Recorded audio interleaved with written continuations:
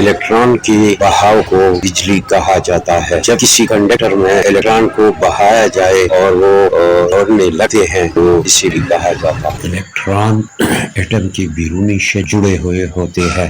بعض کنڈکٹر کی ایٹم کی شیل میں فری الیکٹران بھی ہوتے ہیں۔ ان فری الیکٹرانوں کو کام میں لا کر اس کو پریشر دے کر اس کو ایک ایٹم سے دوسرے ایٹم میں دھکیل دیتے ہیں اور اس طرح برقی رو سٹارٹ ہو جاتے ہیں، جس سے ہم برقی طاقت حاصل کرتے ہیں اور اس سے مختلف کام کرتے ہیں، اور چھوٹے کام سے ہوتے ہیں اور بڑے کام بھی کرتے ہیں۔ بڑے مشینوں کے بجلی کی طاقت سے چلاتے ہیں اور چھوٹے کمپیوٹرز اور موبائلز بھی چلاتے ہیں۔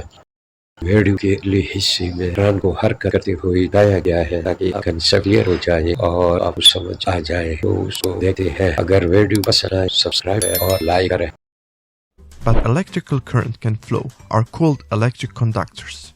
Different from other materials, conductors have 1 to 2 free electrons which are weakly bound to the nucleus and therefore can move about freely within the conductor. کسی کنڈکٹر میں الیکٹران کو بہانے والی قوت یا پریشر کو وولٹیج کہا جاتا ہے، اور وولٹیج کو وولٹ ناپا جاتا ہے۔ وولٹ اس کی اکائی ہے اور وی سے ظاہر ہوئی میں الیکٹران کی رو کی رفتار کو کرنٹ کہا جاتا ہے، اور اس کو ناپنے کے لیے ایمپیئر اکائی استعمال ہوتی اور اے سے ظاہر ہوتی ہے۔ ریزسٹنس الیکٹران کی بہاؤ کے خلاف مزاحمت ہوتا ہے اور اس کو اوہم میں ناپا جاتا ہے۔